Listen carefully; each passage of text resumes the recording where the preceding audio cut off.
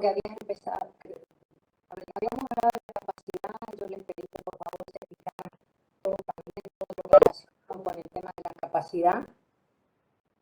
Cuando hablamos de quiénes son incapaces, qué es lo que se entiende por la capacidad de derecho, la capacidad de ejercicio. Vos le habías explicado qué es lo que cómo debe entenderse a partir de ese artículo 19, porque estamos hablando del artículo 19 y siguientes, ¿no es cierto?, del Código Civil y Comercial, y cómo debe entenderse, ¿no es cierto?, esto relacionado con la capacidad de derecho, la capacidad de ejercicio, el tema de la persona menor de edad, cómo hacemos la división y entendemos cuando hablamos de los adolescentes, en el caso de los menores de edad, a partir de qué edad, y lo que es importante respecto de que el Código Civil y Comercial establece lo de la capacidad progresiva, o sea que a medida que va transcurriendo la vida, uno va adquiriendo la posibilidad de ejercer, en el caso de ser un menor de edad, algunos actos y debe ser escuchado. Bueno, todo eso tienen que fijarse, por favor, a partir del artículo 25, que es lo que se menciona, y ahí también en las presentaciones está de alguna manera resaltado todo esto, ¿no? Porque los otros días me preguntaban sobre qué íbamos a estar trabajando, y bueno, las presentaciones que están en el aula virtual que dice de PUN B, pero no doble cursado, ahí hay material sobre esto mencionando, ¿no es cierto?, cuáles son los artículos que se tiene que tener en cuenta y sobre cuáles vamos a ir trabajando para precisar eso que dice el programa respecto de la capacidad, el concepto, la clasificación, capacidad de derecho, capacidad de ejercicio. Específicamente se menciona en el programa del artículo 22 quiénes son las personas incapaces, qué es lo que ocurre con el menor de edad y el adolescente, y la posibilidad del ejercicio de los derechos. Después en el programa se menciona lo de las restricciones a la capacidad. ¿Cuándo aparece esto de las restricciones de la capacidad? Y ahí vamos a ver lo que dice el artículo 31. Leemos, por favor, porque el artículo 31 tiene varios incisos, y esos incisos específicamente determinan cuál es la condición o la situación en la que se va a encontrar una persona para que para iniciar uno de estos trámites que tienen que ver con lo de la restricción a la capacidad. Y entonces, cuando hay alguna de las situaciones que están mencionadas en este artículo 31 y que tiene que ver con las reglas generales para la restricción de la capacidad, porque el principio general es que todos somos capaces. Pero bueno, puede encontrar que encontrarse una persona en alguna de las situaciones que se mencionan acá en este artículo 31, y entonces ahí es necesario que el ordenamiento jurídico venga en auxilio, porque hay que proteger la posibilidad y el ejercicio de los derechos que va a tener esa persona. Entonces ahí aparece lo nuevo que tiene el Código Civil y Comercial y que se diferencia con el código anterior, y que es lo que se establece a partir del artículo 32 con los apoyos, y estos apoyos con un carácter interdisciplinario. O sea que no solamente colaboran para la protección y la posibilidad del ejercicio de los derechos de las personas que están en alguna situación de las que se menciona en el artículo 31, sino que también colaboran profesionales de otras materias, como por ejemplo médicos, psicólogos, trabajadores sociales, que de alguna manera van a colaborar con quién, van a colaborar con el juez para armar esa red de apoyos, para que realmente haya la protección de la persona que se encuentra, ¿no es cierto?, en esa situación. Fíjense que lo que dice el artículo 32, porque se refiere específicamente a el juez puede restringir la capacidad, siempre el juez, para determinados actos de una persona, bueno, lean todo ahí, mayor de 13 años, y también establece que es una persona mayor de edad que padece una adicción o una alteración mental permanente o prolongada. Fíjense, no solamente lo que dice el 31 cuando habla, ¿no es cierto?, de la presunción de la capacidad en general, pero que las limitaciones son de carácter excepcional, que tiene siempre carácter interdisciplinario porque intervienen profesionales de otras materias, que colaboran con el juez. La persona tiene el derecho a recibir suficiente información, siempre en la medida en que pueda comprender, ¿no es cierto?, lo que le están explicando. También que la persona tiene derecho a participar en el proceso. Eso quiere decir que tiene que haber esa representación, no solamente de que puede, por ejemplo, elegir a un abogado que lo va a representar en ese juicio o en ese trámite judicial, sino que hay esa representación que sin lugar a dudas debe hacerse a partir de que del defensor, esa representación de las autoridades, en este caso a través de el defensor que está participando, ¿no es cierto?, de todas esos procesos, justamente para garantizar que no haya una indefensión por parte de aquel que se encuentra en una situación y que le impide, ¿no es cierto?, poder llevar adelante el ejercicio de sus derechos. Todo esto, lo de los apoyos y los sistemas interdisciplinarios, artículo 31, artículo 32, la representación y la asistencia. Nosotros ya sabemos que en el caso, por ejemplo, de los menores y de los adolescentes, por la situación en la que ellos se encuentran, sabemos que quiénes son los que los representan. Ahora, si faltan o los padres devienen incapaces, bueno, ahí ese vínculo y esa relación parental no puede llevarse adelante, entonces ahí deberá participar el juez a través de un trámite judicial y entonces ahí va a designar quién va a ser el tutor, como estuvimos hablando la clase anterior. Yo les pediría que por favor se fijaran en todas estas presentaciones para ir avanzando en lo que dice el programa. ¿Por qué? Porque en el programa se habla de las restricciones a la capacidad, se habla de las reglas generales, se habla de los sistemas de apoyo, y ahí en esas presentaciones tenemos todos esos títulos y específicamente se mencionan cuáles son los artículos que se relacionan con esto y también comentarios respecto de ello. También es importante determinar, cuando se habla de estos sistemas de representación o de asistencia, la diferencia entre el tutor y el curador.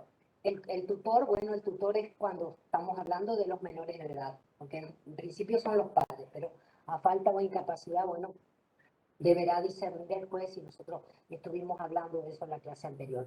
Ahora, si ocurre alguna situación y estamos hablando de alguien que ya no es un menor y entonces aparece una de las situaciones que están mencionadas a partir del artículo 100, 101, que tiene que ver con esto, ahí se determina lo de la curatela. Cuando hay una persona que tiene una capacidad restringida y entonces para que lo represente como última instancia, el juez podrá ordenar, ¿no es cierto?, o podrá designar o deferir a un curador, y eso es lo que establece también el artículo 32. Por eso insistimos, 31, 32 y siguientes, que tiene que ver con toda esta situación de los incapaces, lo de la restricción a la capacidad, porque ese es el título, todo lo de las reglas generales, y por supuesto los sistemas de apoyo, que es lo importante, y en el artículo 48 se menciona quiénes son los inhabilitados, y ahí hay una situación muy particular con algo que puede ocurrir porque alguien manifestando la prodigalidad, eso cuando las personas no le dan un valor a las cosas materiales, son como intrascendentes y entonces empiezan a despojarse de las cosas materiales que tienen y están poniendo en riesgo la manutención del grupo familiar, del cónyuge, de los hijos si hubiera, del cónyuge o de los hijos o de los parientes más próximos a los que les debe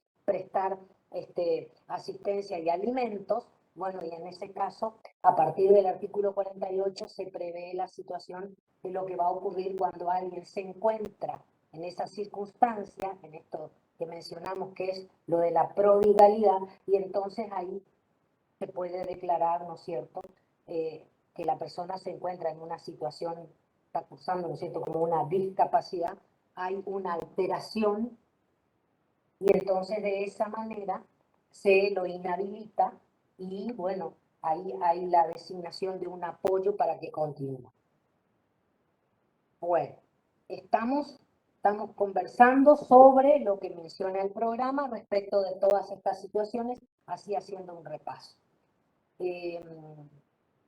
Profesora, después del tema de la capacidad, cuando yo me fui un ratito, ¿de qué Sí. estuvimos conversando? Estuvimos conversando acerca del nombre, cuáles son las reglas inherentes al nombre, quiénes son los habilitados a, digamos, elegir el nombre de una persona humana cuando ésta nace, cuáles son las condiciones, digamos, hablamos también del certificado del nacido vivo que se había comentado un rato antes en la clase, y bueno, cuáles son las características y cuáles eran estas reglas inherentes, digamos, el apellido, el nombre de la familia, que es el apellido, y lo que nosotros hoy conocemos como el prenombre, que anteriormente era denominado nombre de pila. Y Sí, que eso tenía fue que ver lo que... con esto del bautismo, porque Sí, cuando uno menciona lo del nombre de pila, tiene que ver con la pila bautismal. O sea que sí, los que practican la religión católica van a saber a qué nos estamos refiriendo, ¿no es cierto?, con esta situación relacionada con el tema del bautismo y del nombre de pila. Bueno, todo lo del nombre y del prenombre, estamos hablando de las personas humanas, está a partir del artículo 62. A partir del artículo 62, ahí establece, y hay algo que precisa ese artículo 62, que de alguna manera es muy importante porque estamos definiendo cuál es la trascendencia. Porque cuando nosotros leemos el artículo 62 van a ver que dice que la persona humana tiene el derecho y el deber. O sea que aparecen las dos situaciones que nosotros contemplamos. Cuando hablamos de que alguien tiene el derecho, pero alguien también tiene el deber.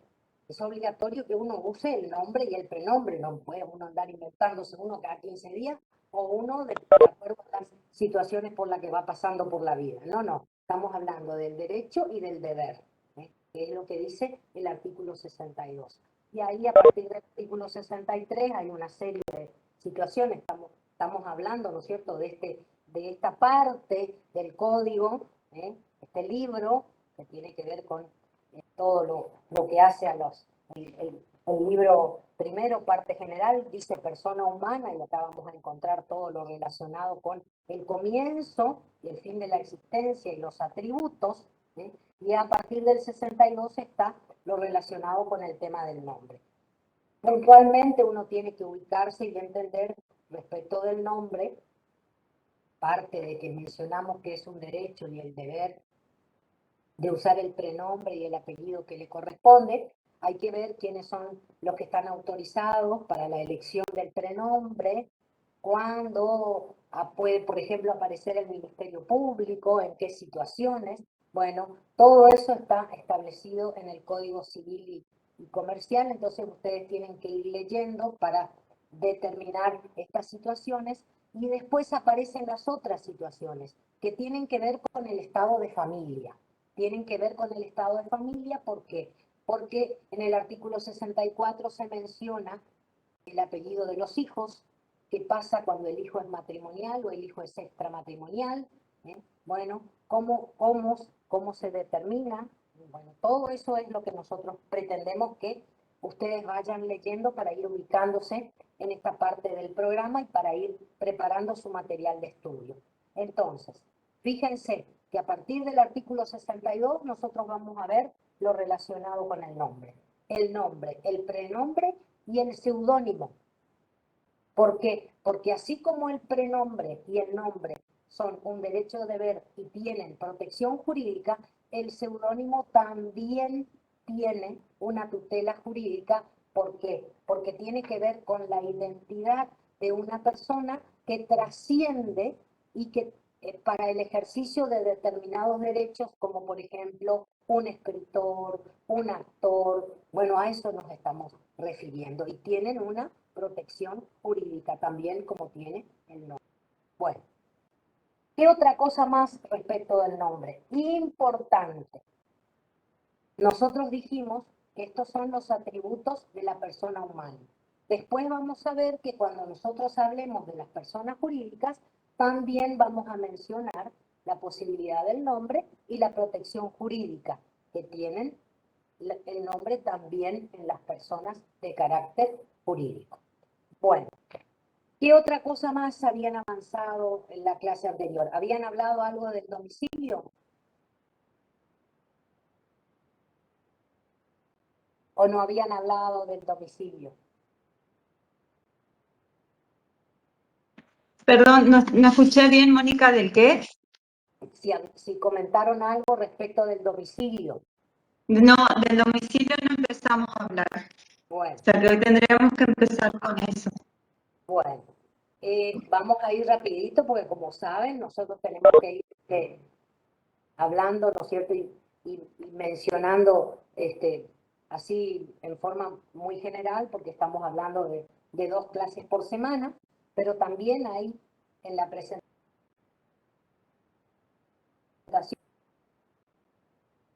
el tema del domicilio, y tiene que ver con la ubicación geográfica de una persona, el asiento jurídico de una persona. Pero cuando uno menciona esto del asiento jurídico de una persona, nosotros tenemos que diferenciar cuando hablamos de residencia y cuando hablamos de habitación. ¿Por qué? Porque hay que determinar para entender la diferencia entre el domicilio real, el domicilio legal, el domicilio contractual, que es un domicilio especial. Bueno, entonces, cuando uno habla del domicilio, porque nosotros como sujetos del derecho y para entablar una relación jurídica, no solamente va a verificarnos, se va a saber que tenemos capacidad, porque tenemos capacidad legal para contratar si vamos a celebrar un contrato. Otra de las situaciones que vamos a tener que prestar atención y determinar es el domicilio, por lo de la residencia geográfica, por lo del lugar, la ubicación. Es muy importante y esto del domicilio está a partir del artículo 73 en el Código Civil y Comercial. Cuando uno hace mención a la residencia, se entiende por residencia el lugar donde normalmente habita una persona, junto con su familia, si tiene familia, pero vamos a ver que, por ejemplo, la residencia puede o no coincidir con el domicilio. ¿Por qué? Porque van a aparecer situaciones que lo van a caracterizar.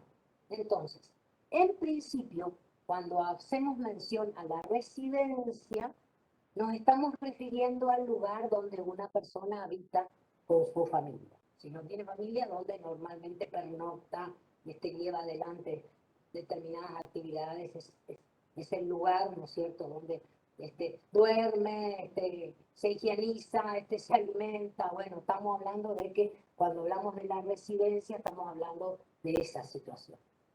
Y la habitación es un lugar donde uno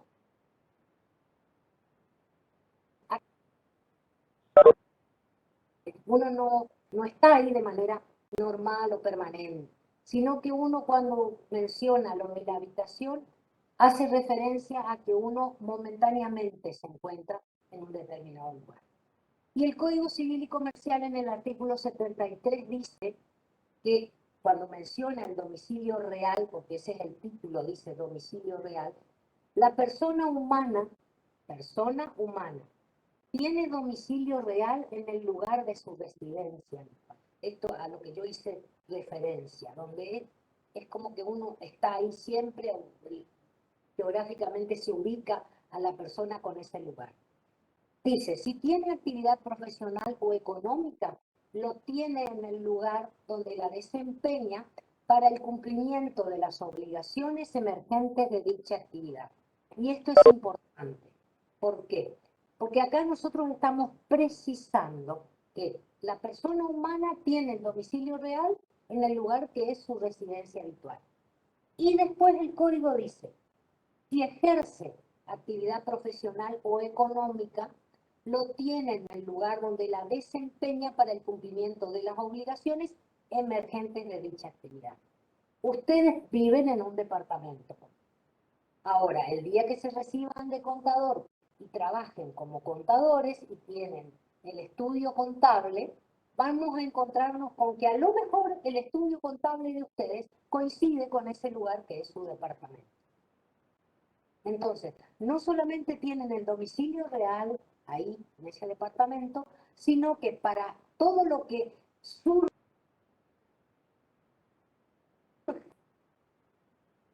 tener con los clientes, ese va a ser su domicilio. ¿Por qué? Porque coincide en esa situación. Ahora, si ustedes tienen el estudio contable con otros colegas en otro lugar, todo lo que devenga de las relaciones a partir de ese ejercicio profesional, el domicilio va a coincidir con ese, estoy hablando del domicilio donde van a atender a los clientes, contestar todas las consultas que les hagan los clientes. Para el cumplimiento de las obligaciones emergentes de dicha actividad, va a ser ese el lugar, de dicha actividad. Bueno, entonces, el artículo 73 habla del domicilio real y dice que la persona tiene en el lugar de la residencia habitual. Y aclara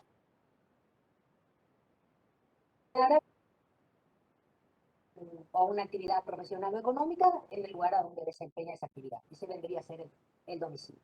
La residencia habitual de la persona humana es el lugar concreto que va a determinar este domicilio real, donde uno vive, está, se realiza todo lo de la satisfacción de las necesidades, que tiene que ver con esto de esa residencia habitual.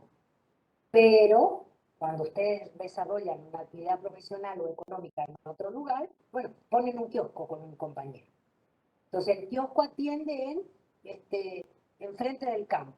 Bueno, para todas las obligaciones que surjan a partir de la práctica económica esa que están realizando con el kiosco, y bueno, ahí va a ser el cumplimiento de las obligaciones que tienen que ver con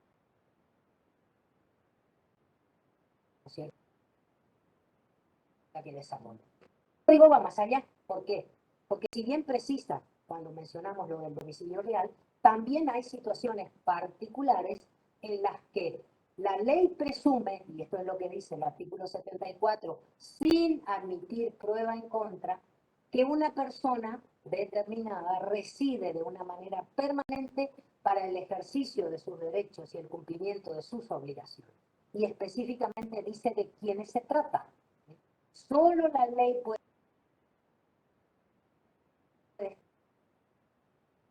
código de lo dispuesto en normas especiales. Y acá se refiere a quiénes. Se refiere a los funcionarios públicos que tienen su domicilio en el lugar en que deben cumplir sus funciones, los militares en servicio activo que tienen el domicilio en el lugar en el que lo están prestando.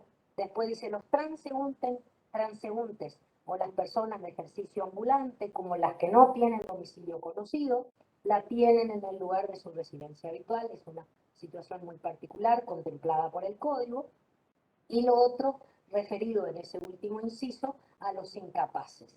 Los incapaces, el domicilio de los incapaces tienen, ¿no es cierto?, el domicilio que es el de sus representantes.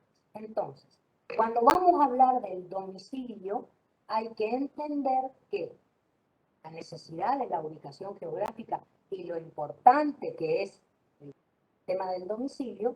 ¿Por qué? Porque nosotros vamos a determinar cuando estamos hablando del domicilio real, que es el que establece el artículo 73, o cuando estamos hablando del domicilio legal, que es el que se menciona en el artículo 74. Pero el ordenamiento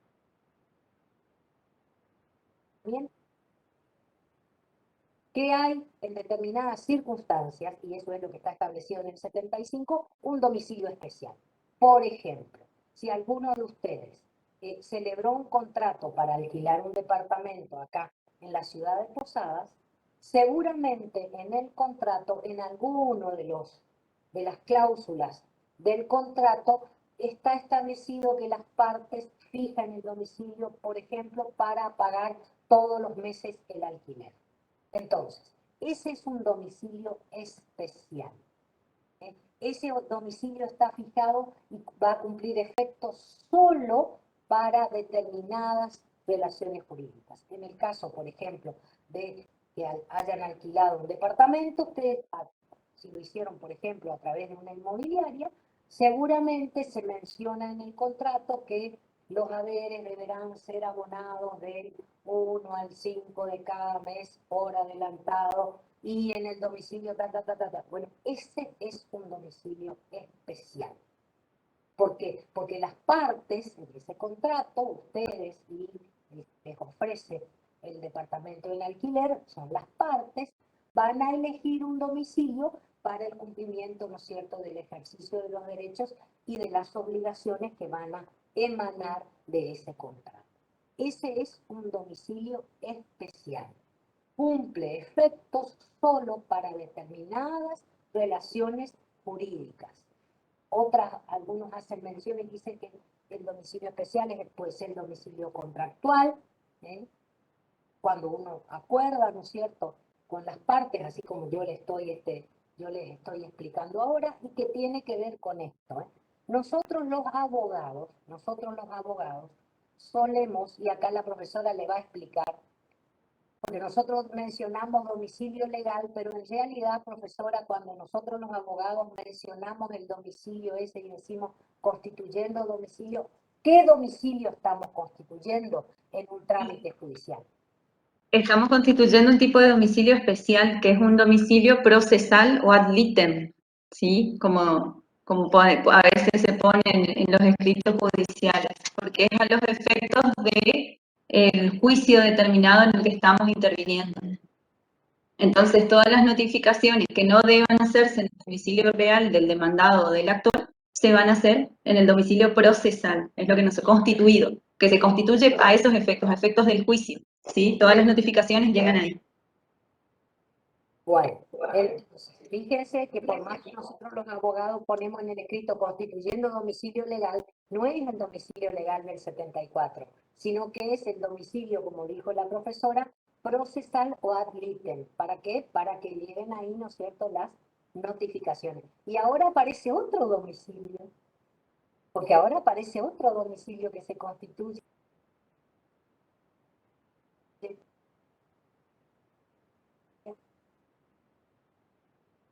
Sí, ese domicilio es el domicilio electrónico, que a partir de la pandemia, si bien nosotros ya teníamos, cuando nos daban de alta, para el sistema de digitalización de expedientes en el Poder Judicial, ahora es como que con la pandemia nos vimos obligados a usar ese domicilio, entonces ciertas notificaciones que llegan ahí se tienen por hechas, por más que no lleguen al domicilio procesal constituido, ¿sí? Nos mandan a ese correo que se declara que es un correo que nos da el Colegio de Abogados y ahí se tiene por notificado. Pero si uno no lee el correo, está notificado igual. Pero igualmente nosotros sabemos que hay un domicilio real, que se denuncia cuál es el domicilio real de las personas. ¿Por qué es importante mencionar esto? Y esto es importante mencionar porque lo de la ubicación geográfica de una persona produce consecuencias jurídicas. Por ejemplo, en el caso del domicilio del deudor, el domicilio del deudor es el lugar del cumplimiento de las obligaciones. Entonces, cuando el acreedor le va a reclamar al deudor lo que le está debiendo, le tiene que notificar y le tiene que hacer saber a dónde y en el domicilio real. ¿Por qué? Porque ese es el domicilio que se determina, ¿no es cierto?, para el cumplimiento de las obligaciones. Bien clarito dice así. Todo esto acá, el Código Civil y Comercial cuando mencionamos esto. Pero ustedes tienen que tener presente que cuando hablamos del domicilio y eso de la ubicación geográfica que tiene que ver con el cumplimiento de las obligaciones y con el ejercicio de los derechos, fíjense que mencionamos el domicilio real del 73. Mencionamos el domicilio legal cuando hay una presunción de que la persona reside sin admitir prueba en contra. El domicilio legal es el lugar donde la ley presume sin admitir prueba en contra que una persona reside. Bueno, veamos qué es lo que dice el Código en el artículo 74 y cuáles son los incisos que determinan quiénes son aquellos que tienen ese domicilio legal. bien clarito dice que puede haber otras cosas dispuestas en normas especiales. Bueno, después, ¿qué más? Después vimos recién que hay domicilios especiales. O sea, por ejemplo, el domicilio contractual, cuando uno en un contrato fija un determinado domicilio para el cumplimiento de las obligaciones. O lo que mencionó la profesora recién, en atención a lo que hacemos los abogados cuando vamos a llevar adelante un proceso judicial, donde hay partes que intervienen, por supuesto, y nosotros intervenimos por una de las partes, denunciamos el domicilio real de la persona a la que estamos representando, pero también vamos a constituir ese domicilio que mencionó la profesora, que es un domicilio especial. Pero hay otro domicilio también, y es otro domicilio que tiene que ver con el tema de la fiscalización y de los tributos. ¿Y cómo es este domicilio fiscal? A ver si me auxilia la profesora, lo del el domicilio fiscal. ¿Cómo se fija el domicilio fiscal? El domicilio fiscal probablemente ustedes ya hayan visto, ¿no es cierto? En la materia de contabilidad tienen que haber estudiado algo, porque hace referencia al domicilio que nosotros constituimos en el órgano de fiscalización y contralor del Estado, que es la FIP, en uno de sus órganos, ¿no? Que tiene que ver con la cuestión impositiva, y es donde los contadores y los profesionales de, digamos, de la economía son en uno de los lugares donde más trabajan. ¿Y qué pasa? Cuando nosotros nos damos de alta en el monotributo, por ejemplo, ¿alguno de ustedes se dio de alta en el monotributo? ¿O fue a gestionar su clave fiscal para algún trámite? Nadie. Silencio. Bueno, ya les va a tocar, a todos nos toca. Entonces, ahí, ¿qué hace la FIP? Nos pide, además de nuestros datos personales y nuestro DNI, que acompañemos 2 boletas de servicio a nuestro nombre, donde conste nuestro domicilio real, y se constituye en ese lugar, en principio, el domicilio fiscal. Porque en principio, nosotros, después, cuando tengamos, por ejemplo, el estudio, podemos constituir en ese lugar, cambiar el domicilio fiscal, que va a tener efectos en relación a cuestiones impositivas, ¿sí? Puede pasar que nosotros tengamos algún tipo, un cliente, por ejemplo, alguna empresa que tenga que hacer los aportes a las obras sociales y le viene una determinación de deuda o una redeterminación de deuda de la obra social. Entonces, la obra social recurre a su contador y ¿qué hace? Declara como, si bien el domicilio fiscal va a ser el lugar donde está la empresa, también va a tener constituido un domicilio especial para esa cuestión del trámite de las determinaciones de aportes y contribuciones. ¿Se entiende eso? ¿O es medio complejo? Si no, vemos de qué otra manera podemos explicar un poco más claro cómo es. Si me dicen... Están ahí con, yo me imagino que están con la posibilidad del código en línea. Sí. ¿Cuál es, de dónde surge esto del domicilio fiscal que estamos mencionando? ¿Qué artículo, qué ley habla del domicilio fiscal? A ver si alguien nos colabora en esa búsqueda.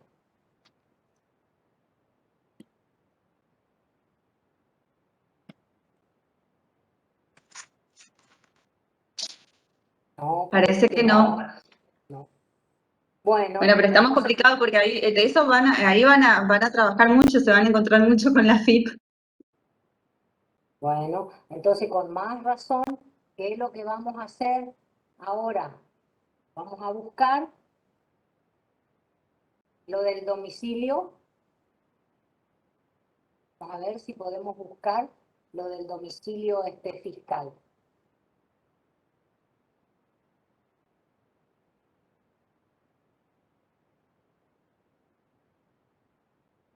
Ay, que se me escaparon. Ahí está. Bueno, yo quiero escribir algo acá y no estoy pudiendo escribir. Buscar normativa. Pero eso está en la página de la FIP, esta norma. No sé, estamos preguntando.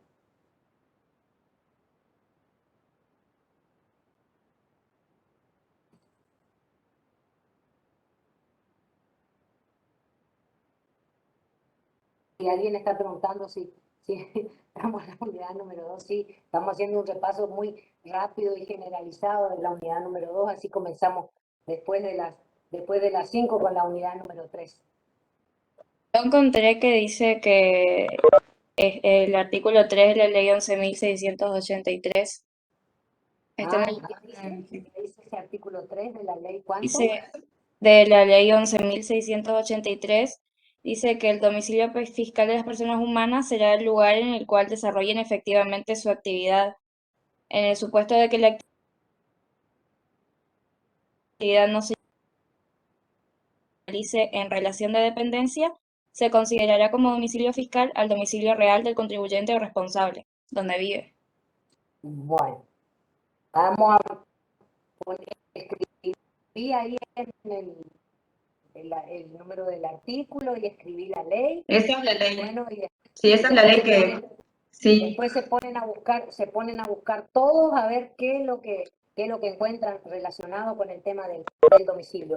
¿Y qué es lo que dice en la provincia de Misiones? Porque también nosotros tenemos una Dirección General de Renta. ¿O no hay? ¿Cómo se llama ahora? No se llama más Dirección General de Renta. Ahora tiene otro nombre. ¿Cómo es, profesora?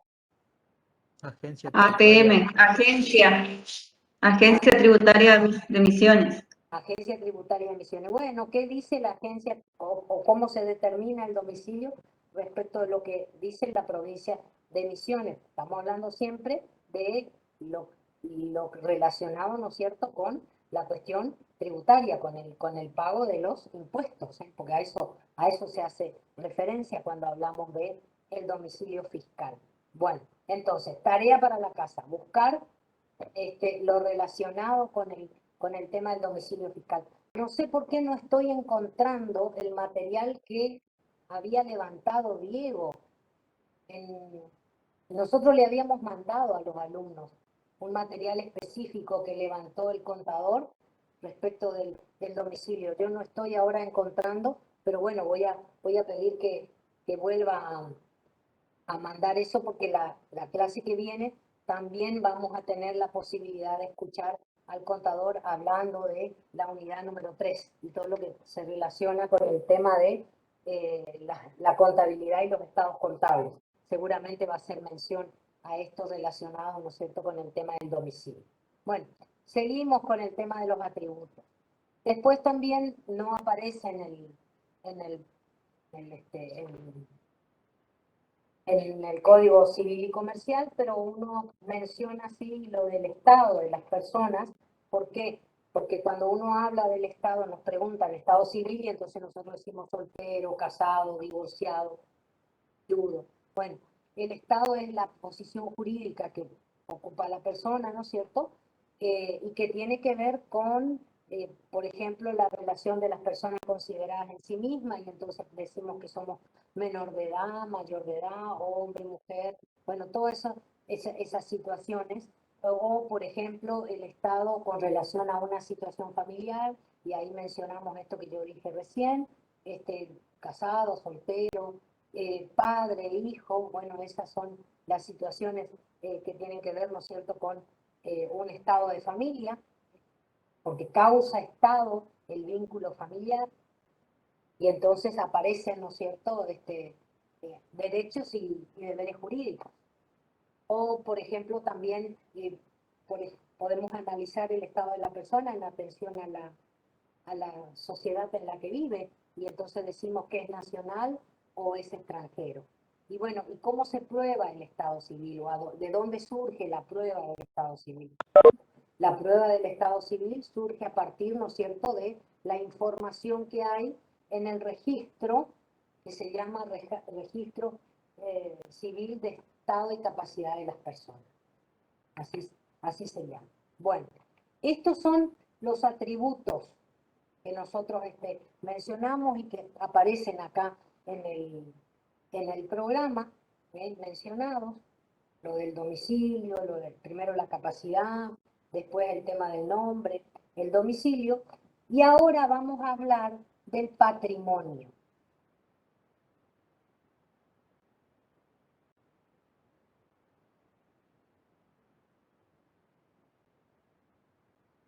Y también es uno de los Algunos autores cuando hablan de los atributos mencionan, ¿no es cierto?, al patrimonio, otros dicen que no, pero bueno, nosotros vamos a hablar y precisar acá y hablar del patrimonio y vamos a mencionar al patrimonio porque el patrimonio va a estar constituido por los bienes que integran, ¿no es cierto?, todos los bienes que pertenecen o que integran a una persona. Y ese conjunto de bienes de una persona que está integrada por el activo y por el pasivo de una forma como una universalidad jurídica, porque el patrimonio es una universalidad jurídica y es una cualidad esencial del sujeto y es inseparable de él. Esa podría ser, ¿no es cierto?, así, una definición de lo que constituye el patrimonio. Pero ustedes tienen que acordarse de lo que dice el artículo 15 y el artículo 16 del Código Civil y Comercial. Esa última parte, ¿no es cierto?, de ese título preliminar, antes de ingresar al libro primero que comienza, ¿no es cierto?, con el artículo 19, el capítulo cuarto de ese título preliminar y que tanto decimos que es muy importante, termina, ¿no es cierto?, con estos artículos, desde el artículo 15 en adelante y hasta el 18, y ahí se menciona lo del patrimonio. ¿Por qué? Porque el artículo 15 dice que las personas, ojito, porque nosotros estábamos hablando de la persona humana, pero acá dice las personas, y nosotros sabemos que hay persona humana y persona jurídica como sujeto de una relación jurídica. Las personas son titulares de los derechos individuales sobre los bienes que integran su patrimonio conforme lo que establece este código. Eso es lo que dice así el artículo 15. Y después, en el artículo 16, habla de bienes y cosas. O sea, que habla de la titularidad y dice que quiénes son los titulares de los derechos individuales sobre los bienes, las personas, las personas. Y en el artículo 16 menciona que los derechos referidos en el primer párrafo pueden recaer sobre bienes susceptibles de valor económico. Acá ya estamos precisando que esos bienes que integran el activo y el pasivo de una persona son bienes que son susceptibles, los derechos referidos a esos bienes son susceptibles de valor económico. Y después el código dice que los bienes materiales se llaman cosas y que las disposiciones referentes a las cosas son aplicables a la energía y a las fuerzas naturales susceptibles de ser puestas al servicio del hombre. ¿Por qué? Porque nosotros sabemos que la energía nos permite estar conectados y entonces la titularidad de los derechos alguien tiene respecto de esa energía, por ejemplo la energía eléctrica, y se considera, ¿no es cierto?, que tiene un valor económico, es susceptible, ¿no es cierto?, de tener un valor económico. Como la energía no es una cosa material, y entonces nosotros no podemos hablar de cosa, pero sí sabemos que cuando el hombre puede hacer una apropiación de esa energía y de las fuerzas naturales, entonces ahí también estamos equiparando eso a las cosas. Las disposiciones a las cosas son aplicables a la energía y a las fuerzas naturales susceptibles de ser puestas al servicio del hombre. Artículo 15 y artículo 16. Esos bienes que son susceptibles de tener un valor económico, van a ser lo que nosotros, cuando hablábamos al principio en las primeras clases, mencionábamos los derechos de contenido patrimonial. ¿Por qué? Porque son susceptibles de tener un valor económico. Y cuando nosotros hablamos de esos derechos, ¿se acuerdan que mencionamos los derechos subjetivos y dijimos que podían ser extrapatrimoniales y patrimoniales? Bueno, esos derechos patrimoniales y que de alguna manera se van a relacionar con esto que estamos mencionando, que tiene que ver con los bienes, con las cosas, con eso, de estas fuerzas naturales que son susceptibles de apropiación y que tienen una valoración económica, van a estar dentro de lo que nosotros consideramos o relacionamos o decimos que son los derechos patrimoniales. Y esos derechos patrimoniales nosotros los vamos a poder ejercer a través de cuáles. Y de los derechos personales, y ahí aparecen las obligaciones, cuando yo tengo la posibilidad de que el otro me entregue algo y yo tengo la posibilidad de exigir una prestación, que me entregue una cosa, bueno, ahí hay un derecho de contenido personal patrimonial, el de las obligaciones, se llaman así, personales, obligacionales o creditorios. Otros derechos patrimoniales que también vamos a hacer mención acá van a ser los derechos reales, porque van a crear entre la persona y las cosas esa relación inmediata, y hay dos elementos, que es la persona, que es la que tiene el sujeto activo del derecho, y la cosa, que es el objeto. Y por último también van a ver los derechos intelectuales, que ahí también aparecen contenidos patrimoniales y que son sobre los que uno puede ejercer, ¿no es cierto?, estos derechos a que hacemos mención. Entonces, cuando uno habla del patrimonio, como hoy dijimos que era el conjunto de los bienes de una persona y que está conformado por el activo y por el pasivo y que forma una universalidad jurídica y que es una cualidad esencial del sujeto porque es un atributo, el patrimonio, y es inseparable de la persona, va a tener los mismos caracteres que tienen los otros atributos. ¿Por qué? Porque es necesario, porque es vitalicio, acompañan a la persona, ¿no es cierto?, toda la vida, es único, es inalienable, tiene un carácter absoluto, ¿no es cierto?, porque se puede hacer valer contra cualquiera que perturbe el goce o el ejercicio del mismo, ¿no es cierto? Y es una universalidad jurídica, es un universum ius.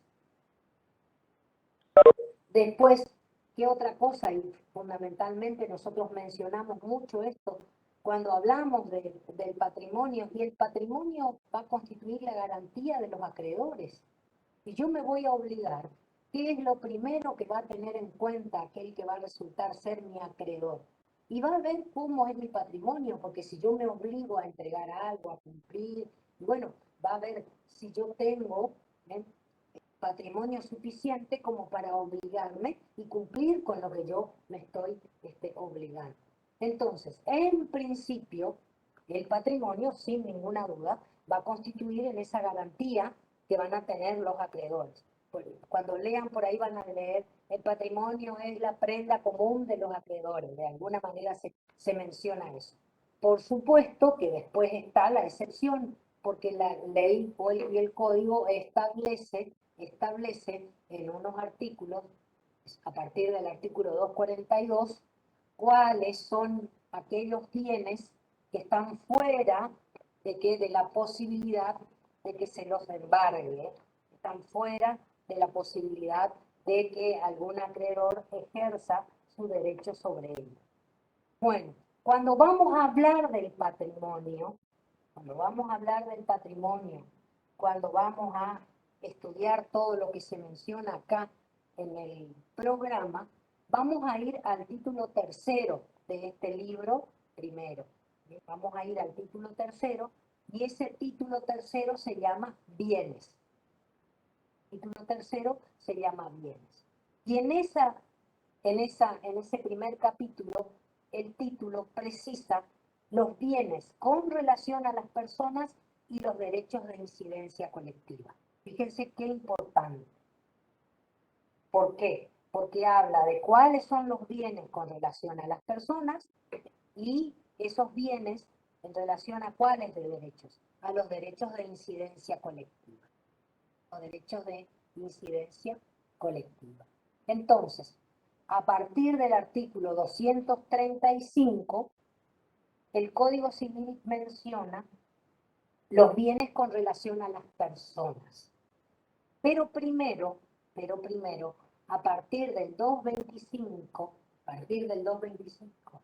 que es en esta parte, hace una determinación de cómo o de cuáles son estos bienes. ¿Y qué se entiende cuando uno menciona los bienes? ¿Qué es lo que es un bien inmueble? Y ahí está la definición cuando dice inmuebles por su naturaleza, son inmuebles por su naturaleza el suelo, las cosas incorporadas a él de manera orgánica y las que se encuentran bajo el suelo sin el hecho del hombre. ¿Por qué? Porque cuando ustedes vayan a leer y a preparar el material de estudio, se van a encontrar con esto que menciona el programa. Porque el programa dice bienes, dice patrimonio. Antes de decir bienes, dice patrimonio. Introducción al tema, todo lo que estamos conversando. Después dice bienes y cosas. Hay que entender bien cuando hablamos de bienes, cuando hablamos de cosas. ¿Por qué? Porque hay definiciones respecto a eso. Y después menciona lo de la clasificación de las cosas en relación a sí misma, y ahí vamos a hablar de cosa mueble, inmueble, principal, accesoria, divisible, indivisible, fungible, no fungible, de frutos y productos. Bueno, todo esto que nosotros mencionamos y que está a partir del artículo 225, y es todo lo de la clasificación de las cosas consideradas en sí mismas, y es importante porque esto después lo vamos a tener que refrescar cuando nosotros estudiemos los derechos reales, porque específicamente vamos a hablar otra vez de esto, cuando hablemos de los derechos reales. Entonces, a partir del artículo 225, vamos a hablar de cómo se clasifican o cómo determinamos cuáles son las cosas consideradas en relación a sí mismas. Y ahí vamos a ver los muebles, las cosas inmuebles, las cosas muebles, por qué se llama inmueble, cuando hablamos de una cosa mueble, cuando hablamos de que una cosa es divisible, cuando hablamos de una cosa principal, de una accesoria. Todo esto que yo estoy mencionando está en el Código Civil y Comercial a partir del artículo 225. Las cosas consumibles, las cosas fungibles, los frutos, los productos. Y por último, en el 234 se mencionan los bienes fuera del comercio. ¿Por qué? Porque específicamente la ley determina que está prohibida su comercialización o el código menciona, ¿no es cierto?, determinados actos jurídicos y entonces hay prohibiciones para que esos bienes puedan ser objeto, ¿no es cierto?, de relaciones jurídicas o de actos jurídicos. ¿Por qué? Porque específicamente también consagra esas prohibiciones. Después, a partir del artículo 235, vamos a ver los bienes con relación a las personas. Nosotros hoy más temprano dijimos que en el artículo 15, en esa última parte del título preliminar, hablaba del ejercicio de los derechos individuales sobre los bienes y sobre las cosas. Y entonces es importante saber de qué estamos hablando, ¿no es cierto?, cuando hablamos de que los derechos se van a ejercer sobre esos bienes, como dice el artículo 15, la titularidad de los derechos, y dice las personas. Entonces, va a haber una clasificación de los bienes con relación a las personas a las que pertenecen. ¿Por qué? Y porque nosotros ya sabemos que las personas pueden ser ¿cómo?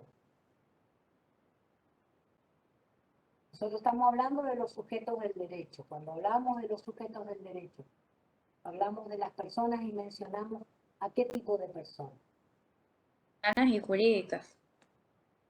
Las personas humanas y las personas jurídicas. ¿Y las personas jurídicas cómo pueden ser?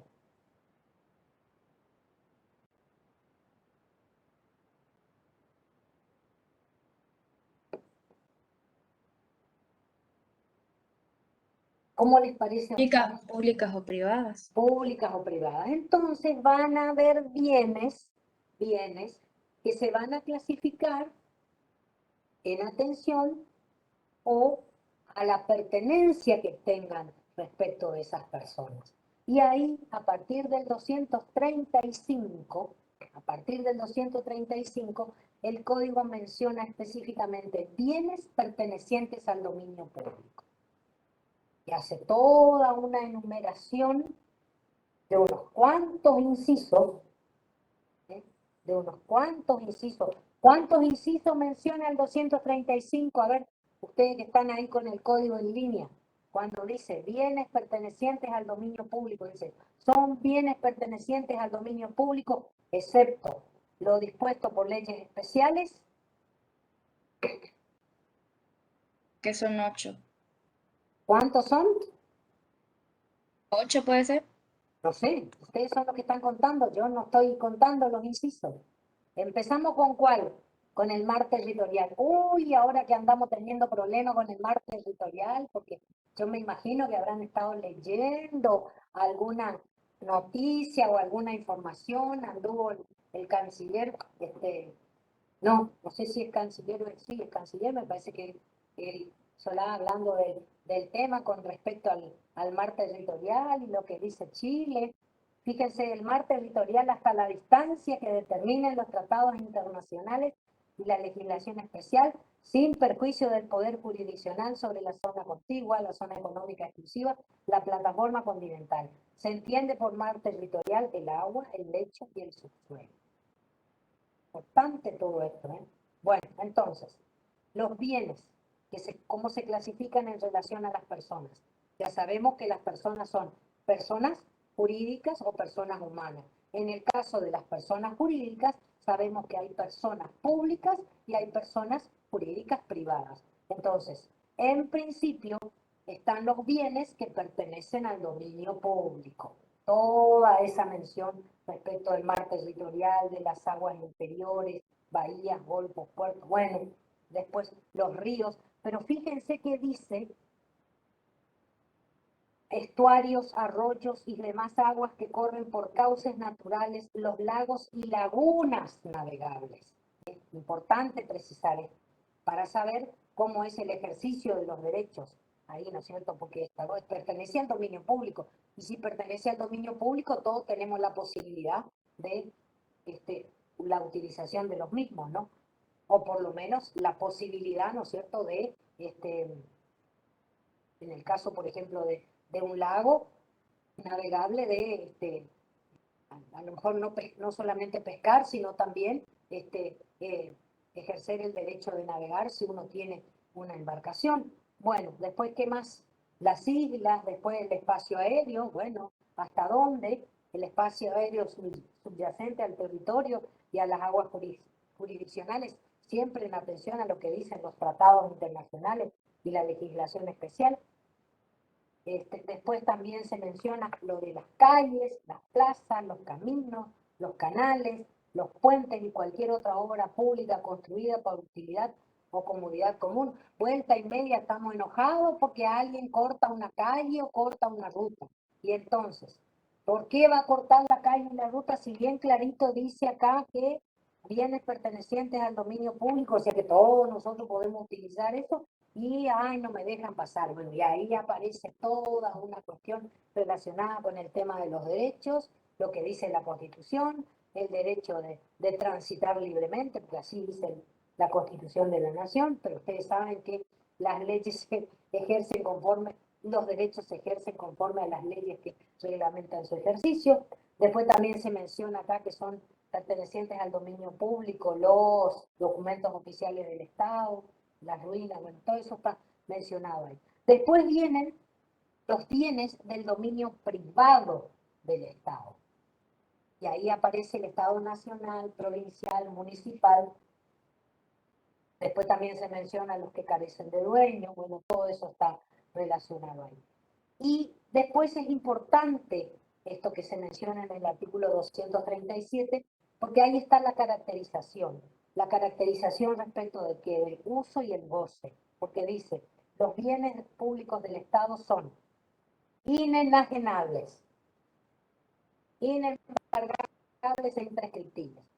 No me puedo instalar yo y pretender ejercer el derecho de prescripción después de no sé cuántos años. O andar vendiendo, lo que no quiere decir que no pase, ¿eh? Porque a más de uno le vendieron una plaza, pero bueno, ahí hay otra situación, el famoso cuento del tío, cosa que puede ocurrir. Pero bueno, ya sabemos que sobre estos bienes, los caracteres que los caracterizan, por así decirlo, son la inenajenabilidad, son inembargables, son imprescriptibles.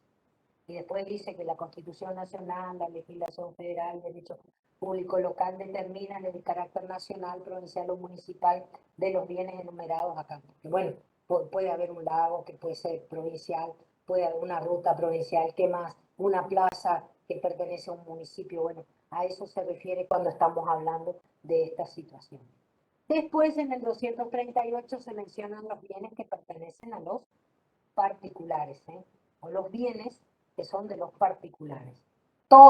Acá por exclusión, todo lo que no es del Estado Nacional, de la Ciudad Autónoma de Buenos Aires, o las provincias o los municipios, son bienes que pertenecen a los particulares, sin distinción de las personas que tengan derechos sobre ellos.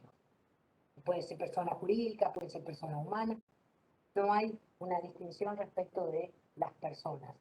Bueno, y después, bueno, hay una caracterización respecto al uso de las aguas particulares, cuando hay la necesidad de la utilización por otros, ¿no es cierto? Y qué es lo que ocurre cuando es un bien que es necesario para otros, pero que se encuentra en un terreno respecto de los particulares, pueden ser, ¿no es cierto?, por más que pertenezcan a privados o que no pueden ejercer en desmedro de su derecho en desmedro del derecho de los demás. Entonces hace primar esa situación que tiene que ver con el tema de las aguas.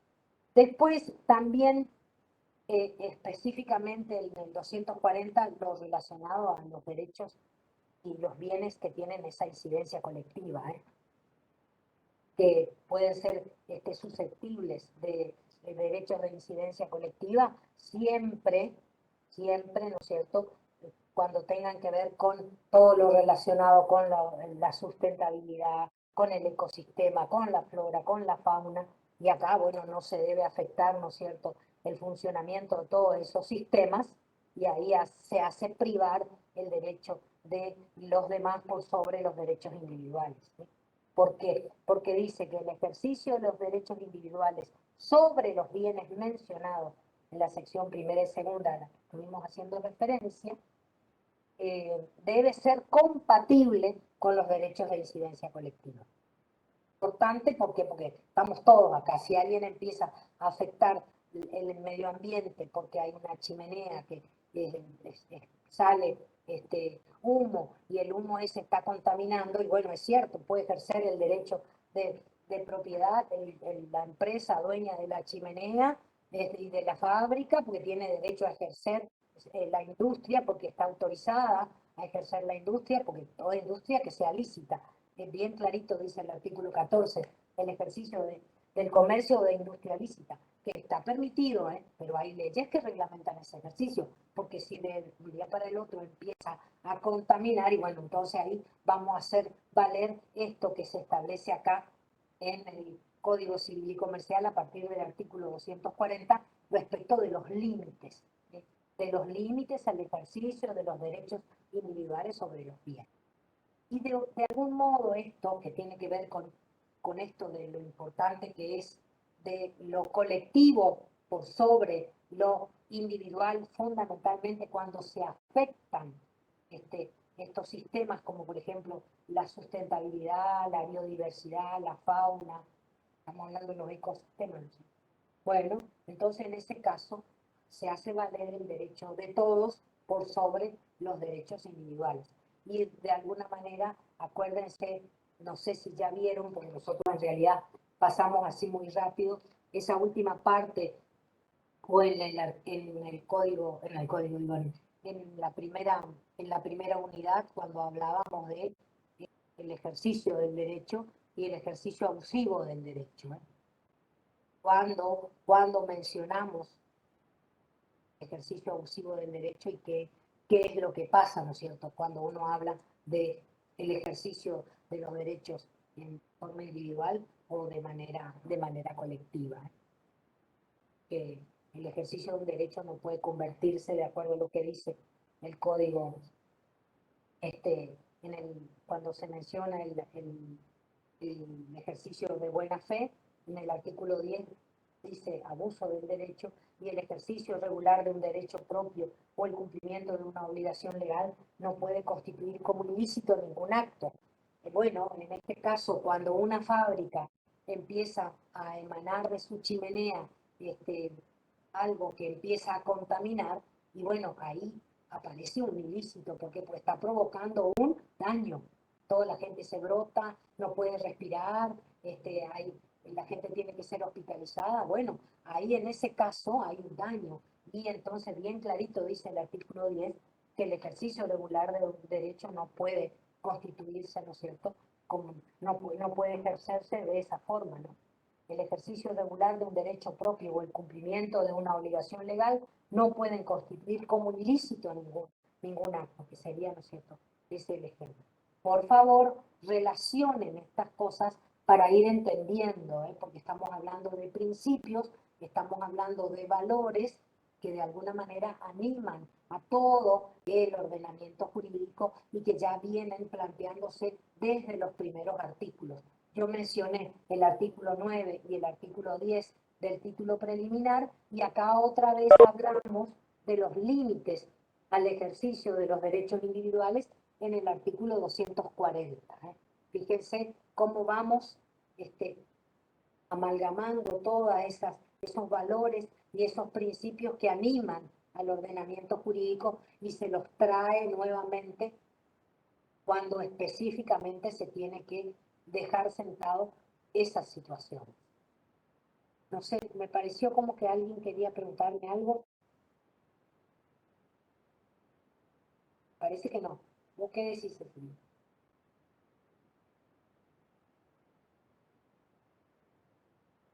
No, pues no veo ninguna manito y en el chat no hay nada. Así que no, Tampoco vemos ninguna cara.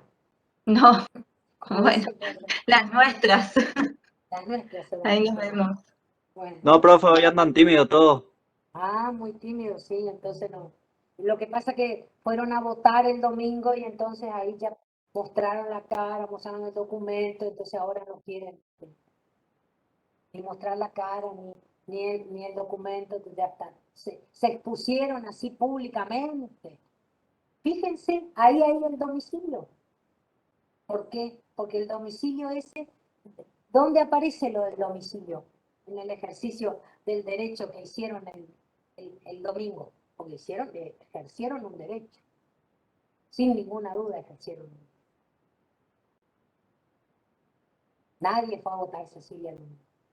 Nadie. El Carpincho y el COVID fueron a votar. Nadie. No les tocó ninguna escuela, no trabajaron en ninguna escuela, nada. ¿Cómo se fija el lugar donde uno tiene que ir a votar? Eso me estuve En el preguntando. No, yo me estuve preguntando eso, cómo se fija. A ver. ¿De dónde surge eso? ¿Por el domicilio real? ¿Y dónde está asentado el domicilio real? En el Código Civil y Comercial. ¿A dónde?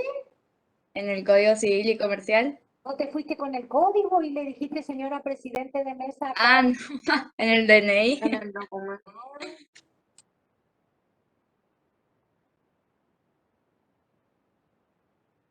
¿Y qué pasó si yo no estaba ahí? ¿Qué tengo que hacer? Porque, a ver, nosotros ejercimos un derecho, pero cuando uno ejerce un derecho tiene también ¿qué cosa? Porque son dos. Una Obligaciones. obligación.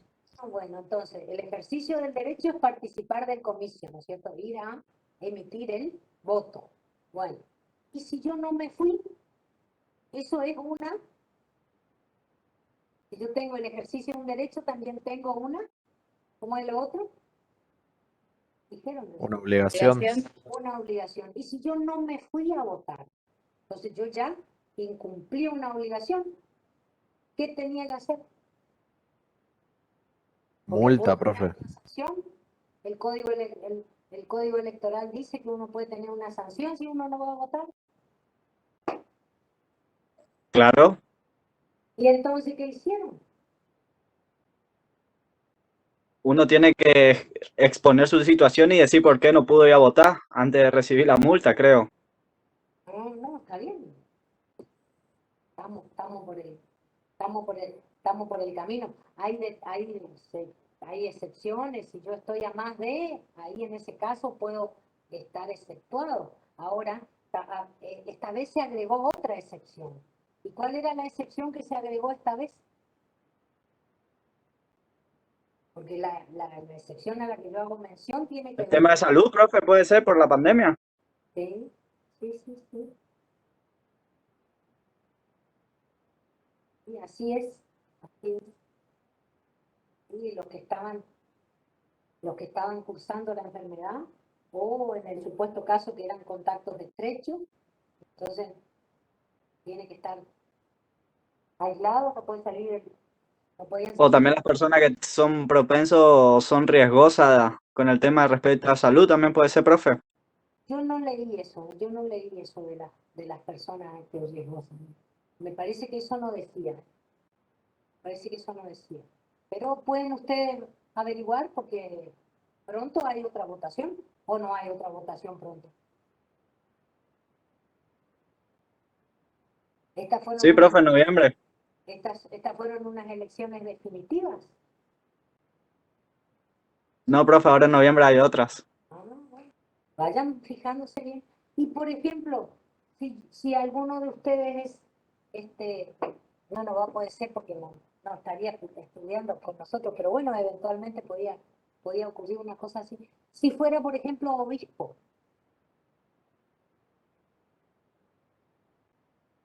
¿dónde tiene el domicilio?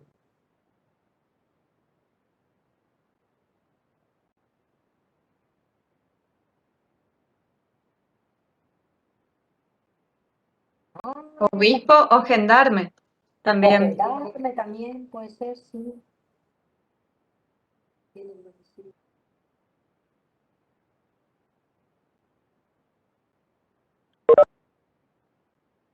Hay un artículo que menciona una cosa que se llama domicilio legal.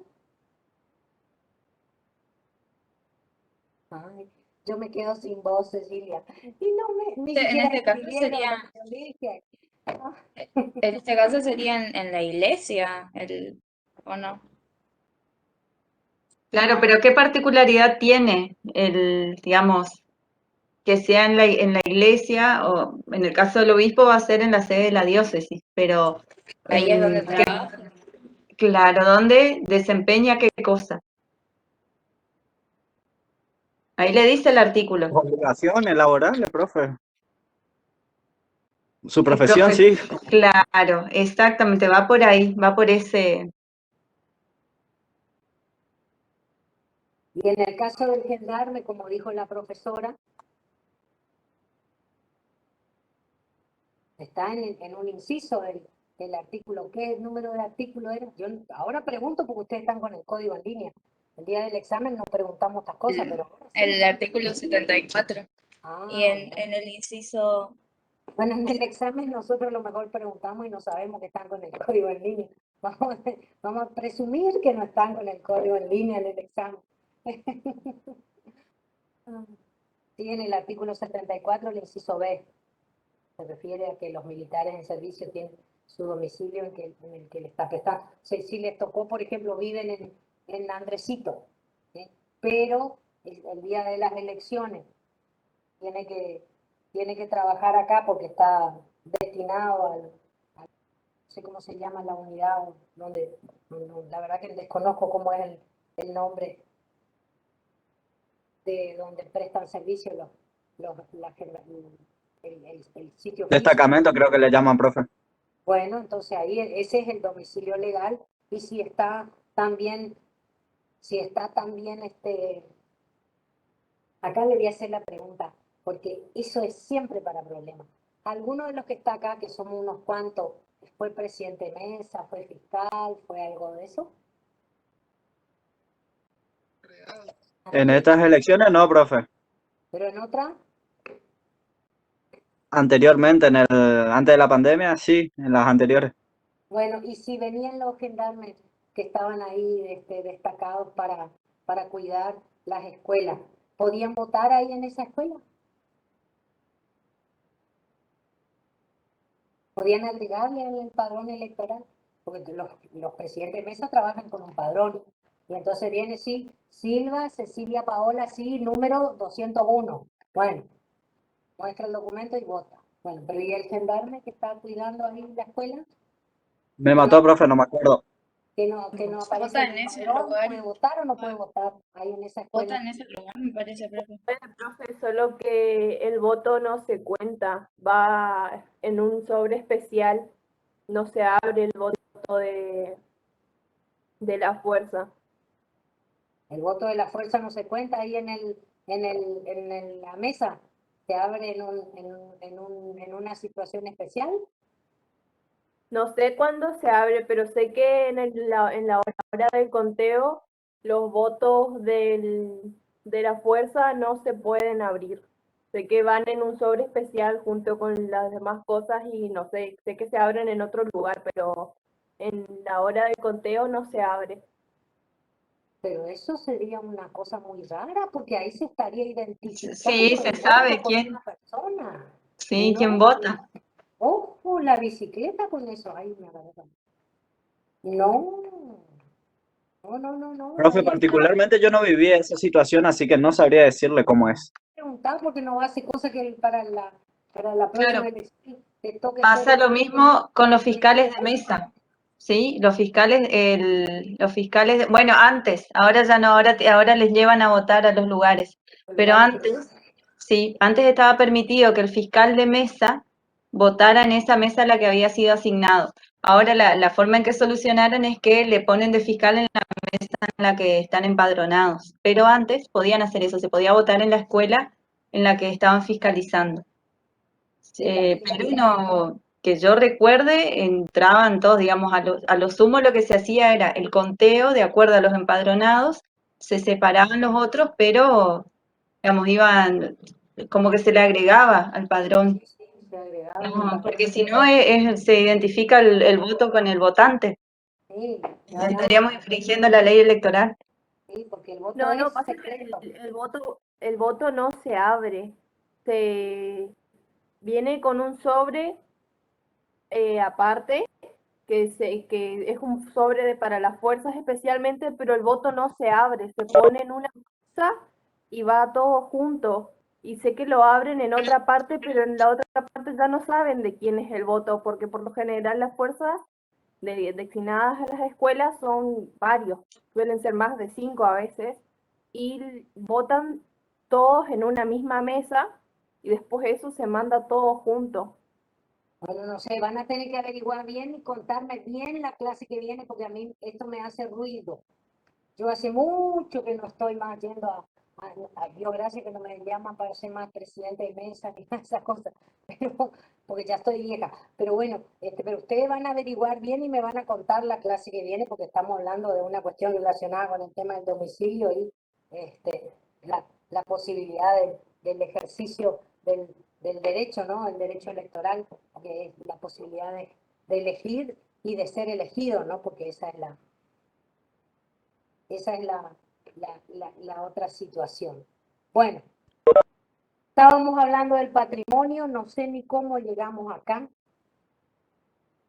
Y otra cosa que es importante también acá con el tema, estábamos hablando de cómo se ejercen los derechos, si se ejercen en forma individual, en forma colectiva, lo que dice, ¿no es cierto?, el Código Civil y Comercial a partir del 234, 235, mejor dicho, que ahí viene lo de los bienes con relación a las personas. Primero lo de los bienes, ¿no es cierto?, con relación a sí mismo, después de los bienes con relación a la persona, los que pertenecen al dominio público, los que pertenecen al dominio privado, el ejercicio de los derechos en forma individual, pero qué es lo que ocurre cuando hay también ejercicio de los derechos de incidencia colectiva, que es lo que menciona en el artículo 240. Y lo otro que es muy importante, y que nosotros tenemos que tener presente, independientemente de todo esto, de lo que mencionamos respecto de la clasificación en sí mismo, mueble, inmueble, divisible, principales, bueno, viene fuera y dentro del comercio. Lo que es muy importante, las funciones que tiene el patrimonio. ¿Por qué? Porque ahí en el programa se menciona y dice el patrimonio, concepto del patrimonio y el derecho del crédito. Garantía común de los acreedores, bienes excluidos, medios de hacer efectiva la garantía, distintas clases de acreedores. Entonces, como el patrimonio se va a constituir en eso que va a permitir ser la garantía. ¿La garantía de qué? La garantía de que el acreedor perciba, ¿no es cierto?, el cobro de sus créditos. Entonces, lo que nosotros tenemos que identificar es que hay acciones judiciales. Y esas acciones judiciales van a permitir asegurar la integridad del patrimonio, aseguran la integridad del patrimonio, o sea que preservan los bienes para evitar que el deudor sustraiga los bienes y no cumpla con las obligaciones. O sea que hay acciones que van a permitir al acreedor, que haga efectivo lo de la integridad del patrimonio del deudor para evitar que el deudor sustraiga los bienes para hacer frente a las obligaciones. Y ahí aparece la figura que nosotros estudiamos después cuando hablamos de el fraude. Cuando los deudores empiezan a se insolventan para no cumplir los créditos, pero el acreedor tiene una acción judicial para hacer volver esos bienes al patrimonio del deudor y cobrarse el crédito.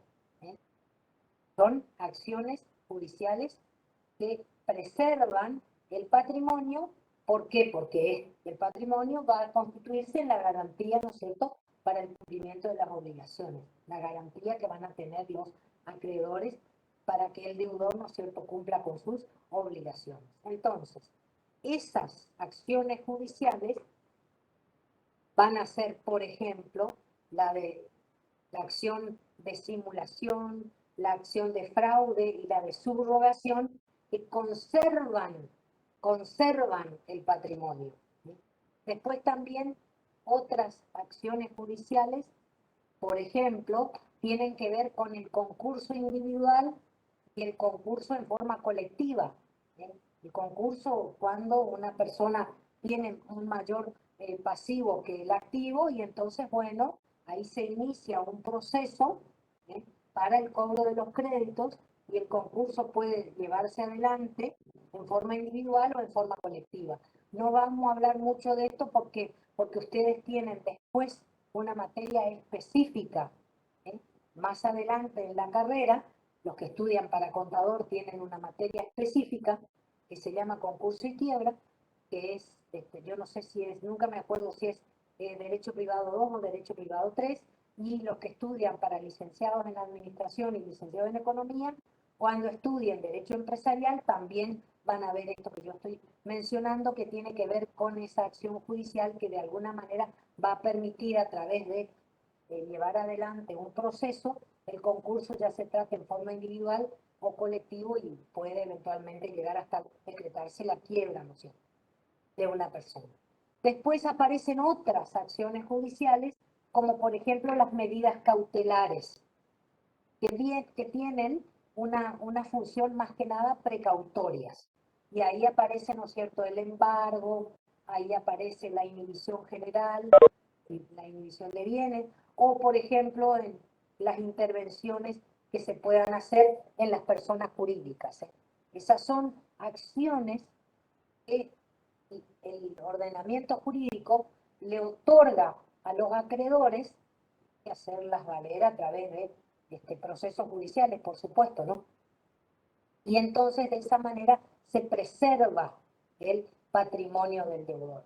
Entonces, aseguran la integridad, preservan la integridad del patrimonio para evitar que sustraiga los bienes, hay acciones que tratan de la conservación del patrimonio, como la acción de simulación o la acción de fraude y de subrogación, el concurso individual y colectivo, y estas medidas cautelares, como por ejemplo el embargo, la inhibición de bienes o las intervenciones. Y después, el artículo 244 establece algo que es muy importante. ¿Por qué? Porque el artículo 244 establece que uno puede afectar a una vivienda y destinar ese bien inmueble, ¿no es cierto?, destinado a la vivienda, y de esa manera, inscribiéndose en el registro de la propiedad inmueble, haciendo esa afectación de la vivienda, lo que se hace es garantizar al grupo familiar, y de esa manera los acreedores no pueden venir, ¿no es cierto?, sobre ese bien para reclamar o para cobrarse el crédito. Por ahí seguramente alguna vez escucharon, sí, no, pero esta casa no me van a poder rematar, o esta casa no me van a poder embargar porque es bien de familia. Ahora no habla más del Código de Bien de Familia, sino que a partir del artículo 244 se habla de la afectación de un inmueble destinado a vivienda, ¿no es cierto?, por su totalidad o por una parte del mismo, y entonces tiene esa protección legal una vez que se realiza esa inscripción, ¿no es cierto?, en el registro de la propiedad inmueble.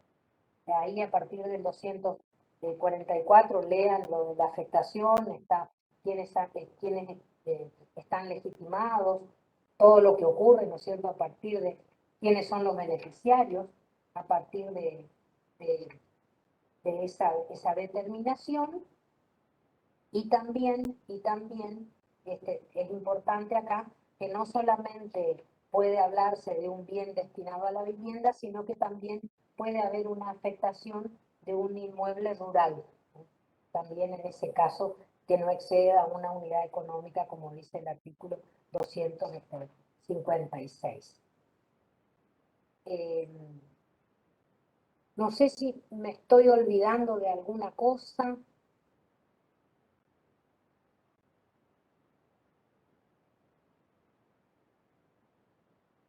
Cecilia, ahí con respecto Del patrimonio. del patrimonio, los acreedores.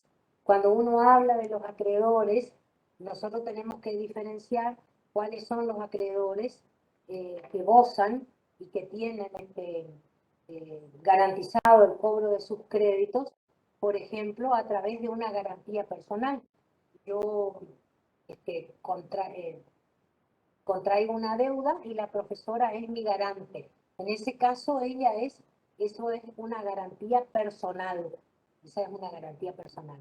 Ahora, si yo para garantizar el cobro de una deuda que contraje, entrego un bien, y bueno, ahí va a haber una garantía real. Ahí estamos hablando de, por ejemplo, una prenda, o en el caso de que constituya una hipoteca sobre un bien inmueble, ahí estamos hablando de una garantía de carácter hipotecario. Entonces, cuando uno habla de los acreedores, uno tiene que saber diferenciar cuáles son los acreedores quirografarios y cuáles son los acreedores privilegiados. Los acreedores quirografarios son aquellos que no tienen garantizado el cobro del crédito, y entonces eventualmente deberán cobrar a prorrata si la persona, ¿no es cierto?, está en ese estado de insolvencia. Ahora, cuando hay acreedores que tienen garantizado el cobro de sus créditos, esas garantías pueden ser de carácter personal, como en el caso, por ejemplo, que dije recién, que contraje una deuda y la profesora es mi garante. Bueno, esa es una garantía personal, o en el caso de que yo contraiga una deuda y para garantizar la misma, entregue un bien, estamos hablando de una prenda, una garantía de carácter real, o constituya una hipoteca sobre un bien inmueble. Entonces, ojo acá porque cuando se habla de los acreedores, acá dice o distintas clases de acreedores, hay que saber diferenciar entre aquellos que tienen un privilegio y que son los que van a venir primero a cobrarse los créditos, o aquellos que no tienen ningún privilegio y que se llaman acreedores quirografarios, que van a cobrar, en este caso, a prorrata. Bueno, no sé, Cecilia, si hay otra cosa más. Fíjense que acá en el programa dice clases de domicilio como actividad práctica, y ahí dice reglamentación y alcance del domicilio fiscal. Eso que escribieron por ahí, para la clase que viene nos van a tener que contar, ¿eh? Todo lo relacionado que hayan leído, que hayan visto respecto de este domicilio fiscal. Importante, pues estamos estudiando ciencias económicas. Bueno, Profe, ¿puede repetir los dos tipos de acreedores? los acreedores son acreedores quirografarios o privilegiados.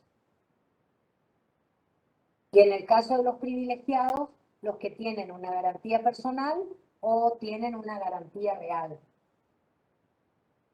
Ahí, cuando hablamos de a ver si puedo buscar alguna cosa más acá. En el caso de cuando hablamos de los acreedores privilegiados, profe, estaríamos haciendo referencia, por ejemplo, al tema de, por ejemplo, aquellos que se cobran, por ejemplo, el tema de la hipoteca o algo así. Sí, sí. Fíjense lo que dice el artículo 2573. El derecho dado por la ley a un acreedor para ser pagado con preferencia a otro se llama privilegiado. Fíjense ahí lo que dice, las distintas clases de acreedores. Son pagados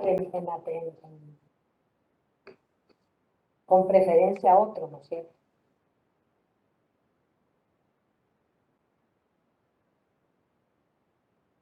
Y los privilegiados, sí, estamos hablando de los acreedores prendarios, los acreedores hipotecarios, tienen ese derecho real de garantía se llama, ¿eh?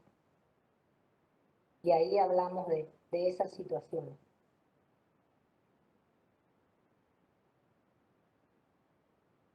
Y los quirografarios, no son los privilegiados, van a caer, el derecho va a recaer sobre los bienes del deudor, pero siempre que primero hayan pasado los privilegiados, y entonces con lo que queda después, bueno, se hace, ¿no es cierto?, el reparto a prorrata. Eso también está en el artículo 2581 del Código Civil y Comercial. Y ya que estamos hablando de esta situación que tiene que ver con el tema de los bienes y los acreedores, ustedes también tienen que tener presente que hay bienes que están excluidos de la garantía común de los deudores. Los acreedores no pueden venir sobre esos bienes. Y ahí fíjense lo que dice el artículo 744. Que tiene que ver con el tema de las obligaciones. Ahí estamos hablando, cuando hablamos del 744, estamos hablando ya de las obligaciones.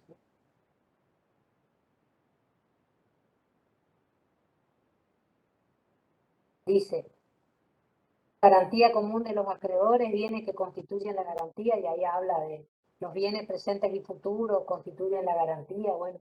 Y en el 744 menciona, quedan excluidos de la garantía prevista en el 743, que involucra todos los bienes, ¿no es cierto?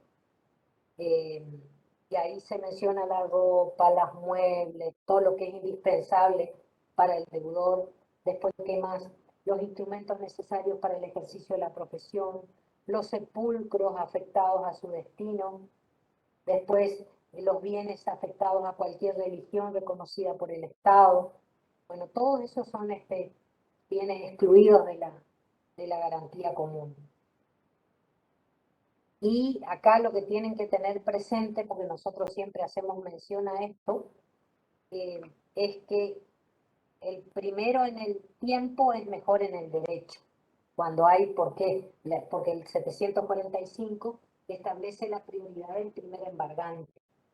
el acreedor que obtuvo el embargo de bienes de su deudor tiene derecho a cobrar su crédito, intereses y costas con preferencia a otros acreedores. Siempre que no estamos hablando del privilegiado, estamos hablando de los acreedores quirografarios.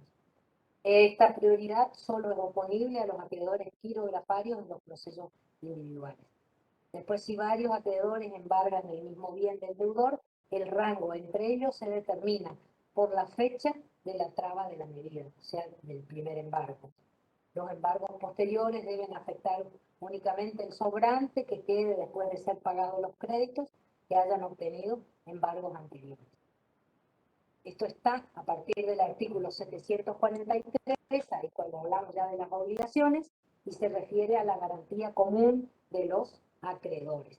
Después nosotros vamos a hablar, cuando estudiemos los derechos reales, vamos a hablar específicamente de que vamos a hablar de los derechos reales de garantía. Y ahí vamos a mencionar la prenda, con desplazamiento, sin desplazamiento, y vamos a mencionar la hipoteca como derechos reales. Profe, una pregunta. Entonces, cuando un deudor tiene, o sea, muchos embargos, y él puede embargar muchas veces un mismo bien a diferentes acreedores. Pero no es el deudor el que hace el embargo. Ahí la profesora le va a explicar. ¿Quién es el que hace el embargo? A ver, el embargo depende. Digamos, si nosotros tenemos que remitirnos a esta cuestión de los acreedores privilegiados o acreedores quirografarios. El embargo lo puede hacer cualquiera. El tema va a ser lo que dijo la profesora recién. El primero en el tiempo, el primero en el derecho, y aquel que tenga un privilegio sobre determinado bien del patrimonio del deudor puede embargarlo directamente, ¿sí? Esa es la cuestión. Si yo tengo un acreedor que tiene un privilegio, tengo un bien inmueble, ¿no? Lo di en garantía hipotecaria y tengo un acreedor que ante el incumplimiento de mi obligación pide que se embargue ese bien. Al embargarse, lo que hace es como preservar el bien dentro del patrimonio para que el deudor no se insolvente. ¿Sí? Es como una medida de seguridad. No es, está embargado, pero no ha sido ejecutado todavía. ¿Sí? El acreedor no ha usado ese bien para satisfacer su crédito, el crédito que tiene pendiente. Entonces, ¿qué puede pasar? Que este acreedor privilegiado embargue y después ejecute el bien. Entonces, al ejecutarse ese bien, lo que él va a hacer es cobrarse primero al resto de los acreedores que pueda tener esta persona, este deudor. ¿Se entiende? Eso es lo que hace el embargo. El embargo es como una forma de preservar los bienes integrantes del patrimonio para que el deudor no se insolvente. Puede ser que antes de que se ejecute ese bien, el deudor cancele su deuda, o sea, cumpla con su obligación, entonces se levanta el embargo. ¿Sí? Es como, por eso se llama embargo preventivo. ¿Se entiende? Puede pasar también que nosotros tengamos una deuda con algún acreedor por un crédito personal y resulta que no dimos en garantía más que nuestra firma. Entonces, todo nuestro patrimonio es como la garantía común de los diferentes acreedores que tengamos. ¿Qué va a pasar? Ante el incumplimiento se van a activar todos los procesos pendientes al cumplimiento de esa obligación y si el acreedor no se puede cobrar, entonces ¿qué va a hacer? Va a ir a mirar a ver qué bienes tiene el deudor y de dónde puede cobrarse. Si nosotros no tenemos ningún tipo de acreedor privilegiado, nuestro acreedor quirografario puede pedir el embargo de alguno de los bienes que integran nuestro patrimonio. Puede ser un bien mueble, un bien inmueble. ¿Y qué va a hacer? Llegado el caso del momento de ejecutar ese bien, se va a cobrar como del producido de lo que se obtenga al venderse o al ejecutarse, rematarse en realidad, o sea, se remata en sede judicial o a veces en sede extrajudicial, a veces se hacen acuerdos para que se venda, digamos, en mercado común, porque resulta más ventajoso para las partes, sea, digamos, eso se va resolviendo a medida que va transcurriendo el proceso. ¿Se entiende? Sí, profe, pero ¿qué pasa si dos acreedores tienen el mismo bien, digamos, embargado? Y como dice acá, que se le da preferencia al que estuvo primero. ¿Y Al qué primero pasa en el con, tiempo.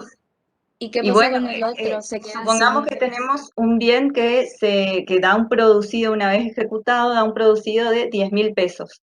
El primer acreedor privilegiado tiene un crédito de 3.000 y el otro, el segundo, el que se anotó la segunda hipoteca, vamos a hablar de un inmueble, tiene un crédito por 5.000. Entonces, se le va a pagar todo primero al que está anotado primero en la, digamos, en marginal me falta la primera palabra en la inscripción que se hace en la planchuela del registro, a ese se le va a pagar primero y con lo que sobra se le va a pagar al segundo.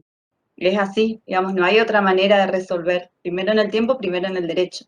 Por eso, en la práctica, es muy raro que hoy en día se vean dos inscripciones de hipoteca en un mismo bien o dos prendas sobre un mismo bien inmueble. O sea, no se ve por esta cuestión de la seguridad.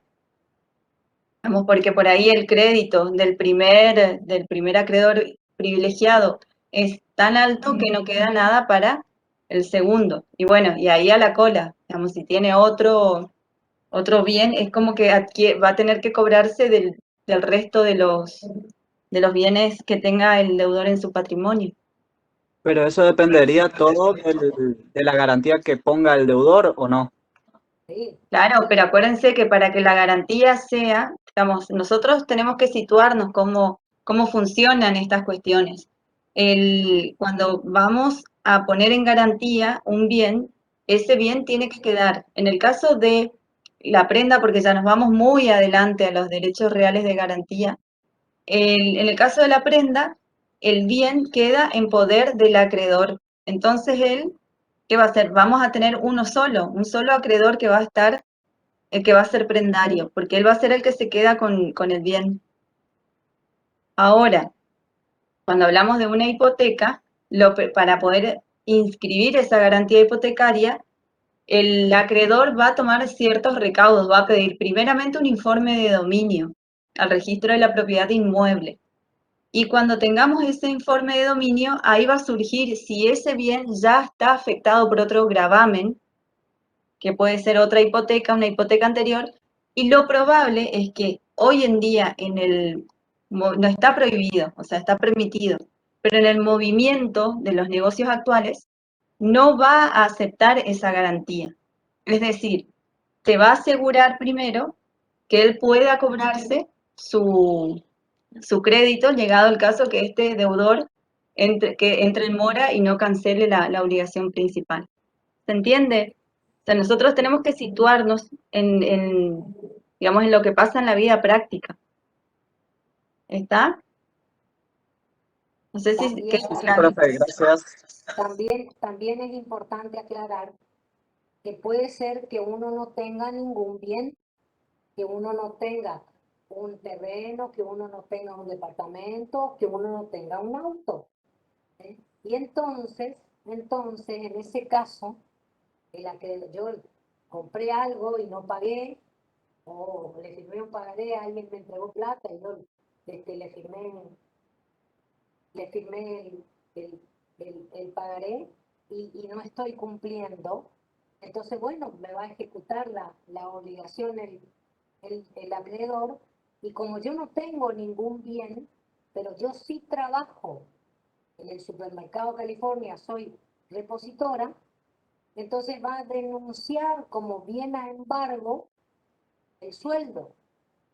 Y el juez puede ordenar que todos los meses, para cumplir con por ahí ya estamos hablando de un proceso judicial, estamos hablando de un proceso judicial y hay un embargo y hay una decisión judicial, bueno, que para cumplir con la deuda, de aquí a 10 meses, todos los meses, el empleador tiene que depositar en una cuenta judicial un porcentaje de mi sueldo o una suma X de mi sueldo. Ese sería también una forma que tienen los acreedores de cobrarse los créditos. Que no vayan a confundirse, con las obligaciones alimentarias por los vínculos parentales cuando hay la obligación de prestar alimentos. Cuando, por ejemplo, el progenitor o la progenitora no cumple con una obligación alimentaria para con los hijos, generalmente lo que se hace, si trabaja y tiene una relación de dependencia y tiene un empleador, se le embarga una porción del sueldo o de las utilidades que eventualmente fuera a percibir, para hacer posible, ¿no es cierto?, el cumplimiento de esa obligación alimentaria. Ojo, ojo, porque son situaciones diferentes. Profesora, yo me tengo que retirar porque comienza mi otra clase. Sí, señora, nos estamos viendo. Que pase bien. Bueno, chau, chau, hasta luego. Chau, chau. Bueno, a ver, porque me parece que alguien quiso... Sí, yo, profe. Sí, El tema ese, pasaría prioritariamente el embargo del sueldo del tema de los alimentos primero, ¿no es cierto? sí. Si alguien viene por otra cuestión y hace un embargo, porque por el sueldo no se puede embargar más de tanto. Entonces, el primer, no importa que sea posterior, pero lo primero que tiene que cumplirse es con esa obligación del cumplimiento, ¿no es cierto?, de la prestación alimentaria. Esa es así es como se determina el ordenamiento jurídico.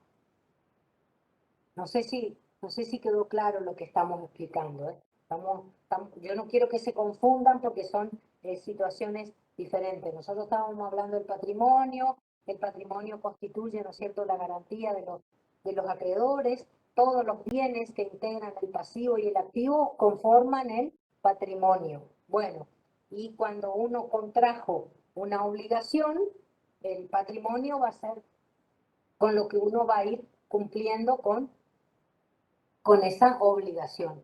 Entonces hay medidas judiciales para preservar, ¿no es cierto?, la integridad, la conservación del patrimonio para que los acreedores puedan hacer efectivos los créditos.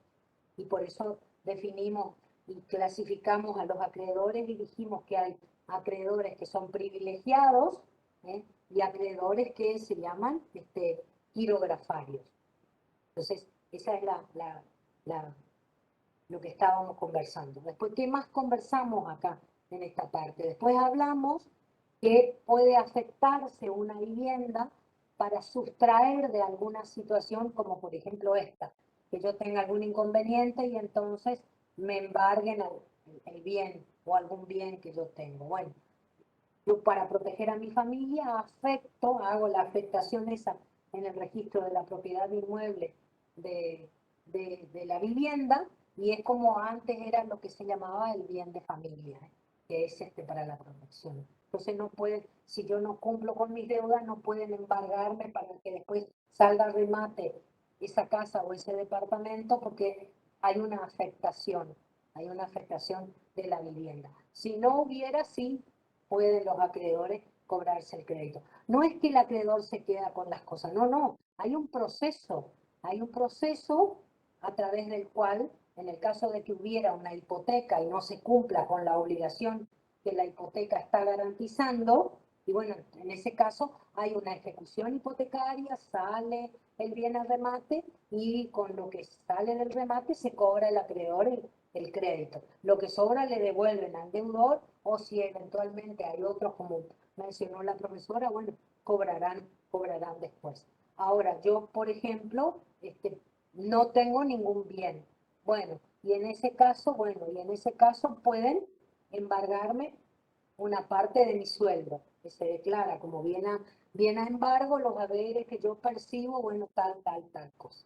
Bueno, esa es otra situación. Ahí también hay una acción que le permite al acreedor cobrarse, ¿no es cierto?, el crédito.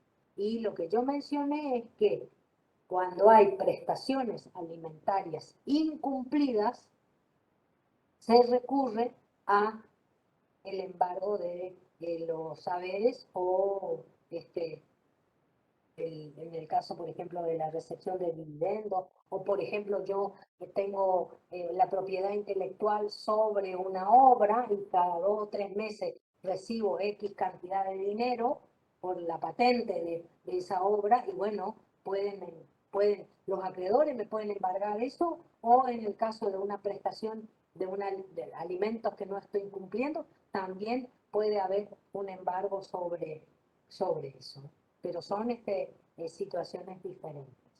No sé Profe, una si- pregunta. ¿El Prendan acreedor las sabe? cámaras, por favor, prendan las cámaras, por favor. Alejandro, me debes la prendida de la cámara hoy cuando hiciste la consulta. Ahora era Benjamín, me parece el que estaba preguntando. Hola, Benjamín.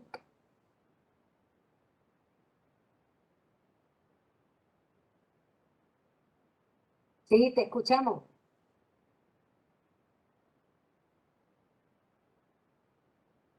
No te escuchamos, no sé lo que querías preguntar. ¿Ahora se me escucha? Ahora sí.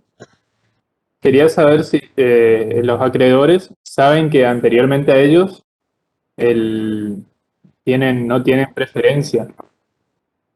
Pues, Bueno, eso es muy fácil. Si vos, nosotros tenemos una relación jurídica y llevamos adelante un negocio jurídico y yo te estoy debiendo o me voy a obligar y bueno, yo garantizo ese negocio jurídico con un departamento y constituimos una hipoteca.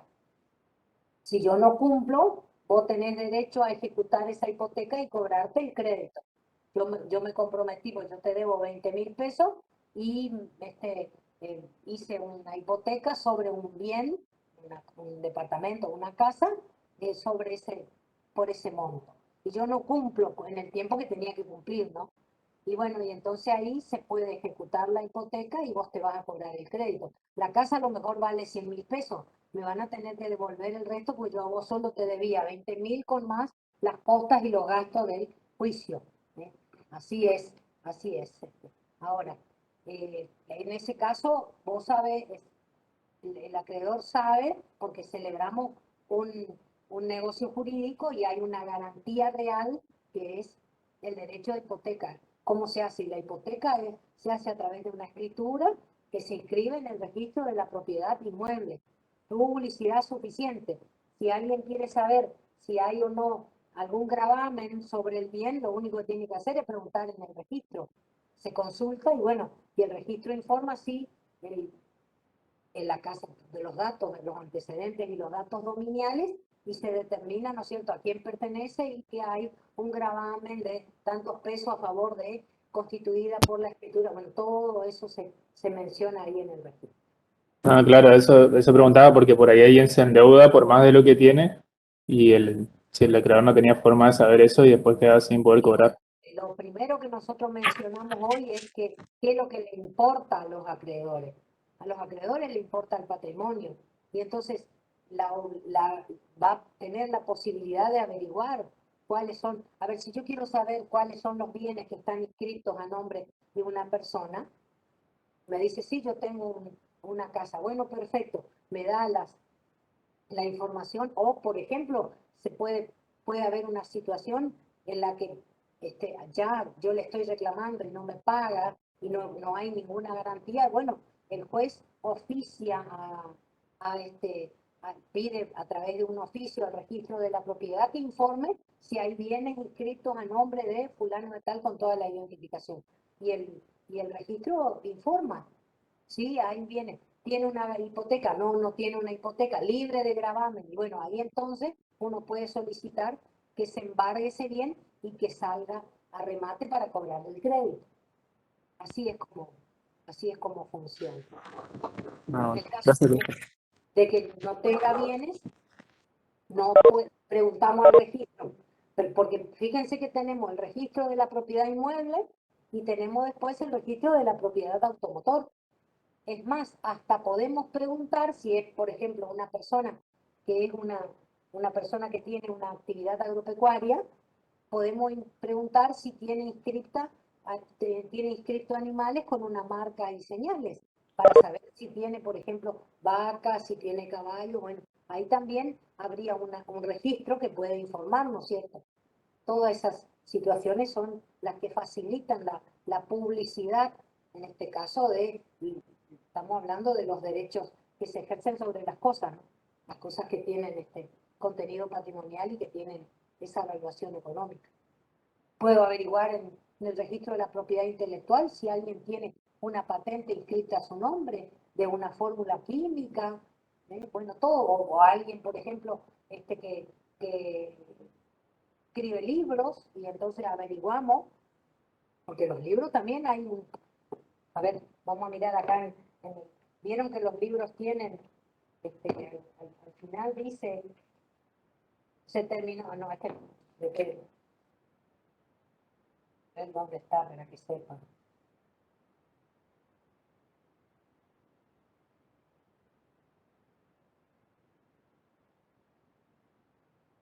Una cosa que se llama ISBN y que tiene varios números, ese es el registro.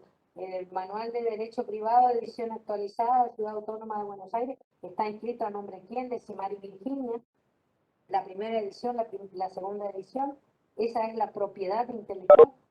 Si nosotros le queremos embargar por los derechos que la profesora perciba por esto, ¿no es cierto? Tenemos que manifestar esa información para hacer valer el embargo sobre ello. Bueno, hasta aquí llegamos. ¿Alguna otra? Acuérdense que está mi correo electrónico, si quieren preguntar alguna cosa, hagan ahí las preguntas. La clase que viene, yo les voy a mandar ya la información de la fecha de los parciales, porque eso seguro que van a preguntar. Ya les vamos a poner entre hoy y mañana una información, un anuncio con las fechas de los exámenes. Estamos hablando del primer parcial, del segundo parcial, el recuperatorio y el integrador. ¿Sí? ¿Alguien quiere hacer alguna Quedó consulta? una duda del domicilio. Si el domicilio electrónico podía reemplazar, se dice que se reemplaza el domicilio procesal. Puede en el caso del domicilio procesal, sí, por lo que explicó la profesora. De alguna manera llegan ahí las notificaciones, que no deben llegar, porque cuando uno está en un trámite judicial como un juicio, y uno denuncia el domicilio real, hay ciertos pasos que se van dando y escritos o resoluciones que va sacando el juez que se tienen que notificar en el domicilio real. Además de el domicilio constituido, que es el domicilio procesal o al ítem, como dijo la profesora, o el domicilio electrónico. Hay otras, se debe denunciar el domicilio real y hay ciertos pasos que se van ayudando dentro de un proceso, ciertas resoluciones, por ejemplo, la sentencia tiene que notificarse en el domicilio real, que se denuncia cuando se inicia el juicio, ¿no? Bueno, nos estamos viendo. Que pasen bien, nos estamos viendo el jueves. Vamos a ver si podemos empezar con la unidad número 3. Chau, chau.